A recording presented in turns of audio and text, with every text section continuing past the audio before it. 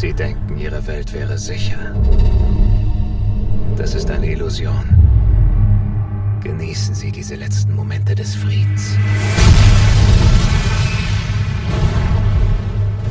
The first Star Trek movie, your job was to take a lot of risks because the franchise desperately needed a change of pace and to bring it back. So how did you make sure this time from the beginning that you don't play too safe but to keep pushing? Well, I think one of the ideas, for me was to tell a story that, again, didn't require you know anything about Star Trek, but more than that, a lot of sequels make a mistake where they assume that you care about the characters and about the world, and it was important to us that we start over and we say, here's a story about these people that you're meeting now in this movie. Now, if you've seen the other film, that's great, because some things they refer to, you can say, oh, I saw that before. But you don't need to have seen it to understand certain story points. But again, for me, the fun of the movie is the action of the movie, the drama between the characters, the comedy. It makes me laugh watching the movie because the actors are so funny and the relationships are so funny. So to me, if you can laugh and feel, with characters in a film, you'll go anywhere with them. And yes, we have huge action set pieces and big spectacle that I think was done, in 3D that kind of blew my mind because I was never a fan of 3D.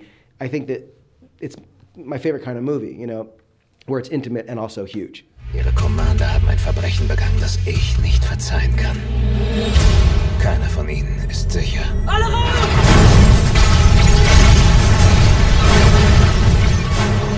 Habe ich jetzt Ihre Aufmerksamkeit? There are a lot of ups and downs in your relationship with Benedict Cumberbatch character. It reminded me a little bit of Anthony Hopkins in Silence of the Lambs. Yeah, a little bit, yeah. So how much more fun is it to play the hero if you have a villain to play off from Silver? Well, Benedict is incredibly talented, obviously, and I think what was fun about working with him is that the way that he brought John Harrison to life was this very cold, clinical. He brought this scalpel-like precision to the physicality of the character and to how he used his voice, obviously. And Kirk is just all kind of brawn and muscle and heart, and to see those two physicalities, I think, next to one another was a nice stark contrast. And indeed, I think what is so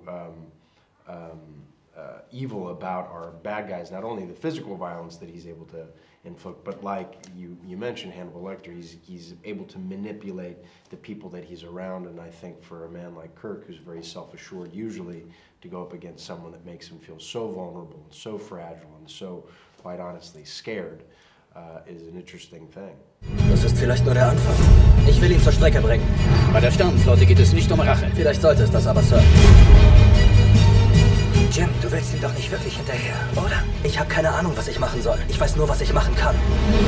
One question I wanted to ask you from one of our users actually was from Ilsa. Could you imagining bringing the Tribbles to the new Star Trek universe? You did it, so I don't have to ask you that. But how do you decide which fan favorites to bring back and which to better leave? I've got to say, it is a very tricky gut feeling thing where you just have to sort of choose what feels right.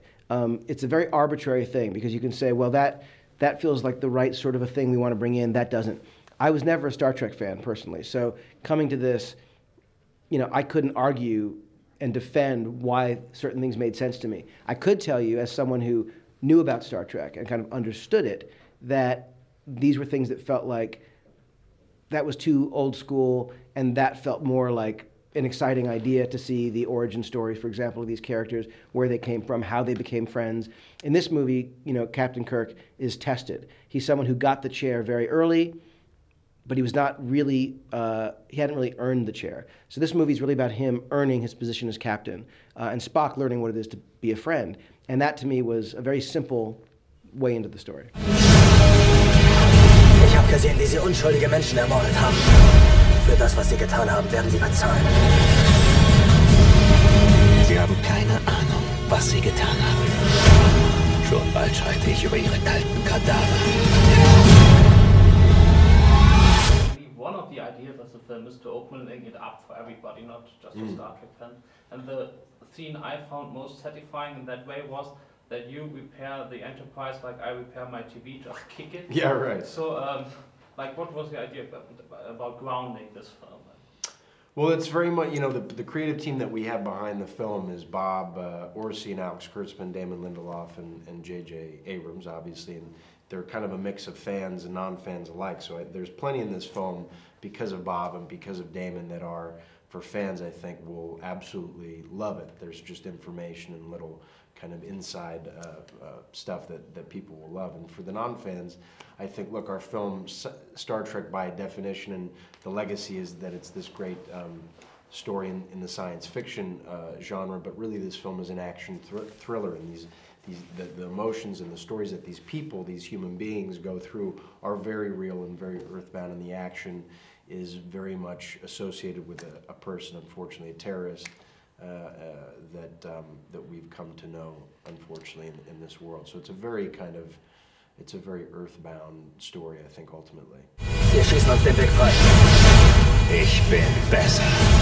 In was? In allem.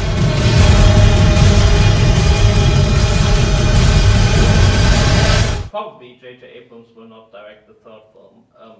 Is it sad for you, or are you optimistic, since you can at least be sure somebody with a very high profile? Sure, somebody with I mean, look, you know, we adore JJ.